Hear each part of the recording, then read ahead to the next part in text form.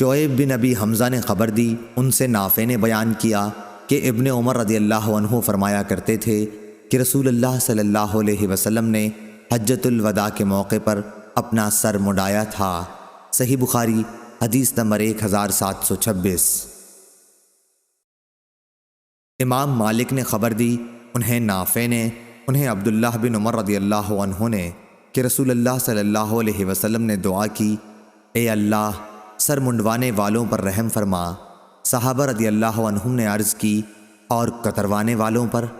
حضرت صلی اللہ علیہ وسلم نے اب بھی دعا کی، اے اللہ سر منڈوانے والوں پر رحم فرما۔ صحابہ رضی اللہ عنہم نے پھر عرض کی، اور کتروانے والوں پر؟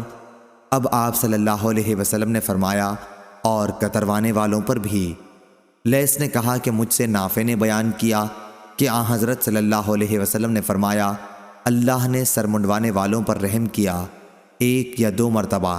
انہوں نے بیان کیا کہ عبید اللہ نے کہا مجھ سے نافع نے بیان کیا کہ 4تھی مرتبہ حضرت صلی اللہ علیہ وسلم نے فرمایا کہ کتروانے والوں پر بھی۔ صحیح بخاری حدیث نمبر 1727۔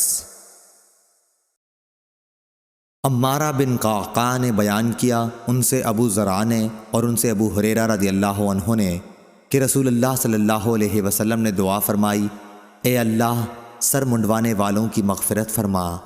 صحابہ رضی اللہ عنہم نے عرض کیا، اور کتروانے والوں کے لیے بھی یہی دعا فرمائیے، لیکن حضرت صلی اللہ علیہ وسلم نے اس مرتبہ بھی یہی فرمایا، اے اللہ سر منڈوانے والوں کی مغفرت کر۔ پھر صحابہ رضی اللہ عنہم نے عرض کیا، اور کتروانے والوں کی بھی۔ تیسری مرتبہ حضرت صلی اللہ علیہ وسلم نے فرمایا، اور کتروانے والوں کی بھی مغفرت فرما۔ صحیح بخاری حدیث نمبر 1728۔ عبداللہ بن محمد بن اسما نے بیان کیا، کہا ہم سے جویریہ ابن اسما نے، ان سے نافع نے کہ عبداللہ بن عمر رضی اللہ عنہ نے فرمایا، نبی کریم صلی اللہ علیہ وسلم اور آپ کے بہت سے اصحاب نے سر منڈوایا تھا، لیکن بعض نے کتروایا بھی تھا۔ صحیح بخاری حدیث نمبر 1729۔ طاؤس نے بیان کیا، ان سے حضرت عبداللہ بن عباس رضی اللہ عنہ اور ان سے معاویہ رضی اللہ عنہ نے کہ میں نے رسول اللہ صلی اللہ علیہ وسلم کے بال قینچی سے کاٹے تھے۔ صحیح بخاری حدیث نمبر 1730۔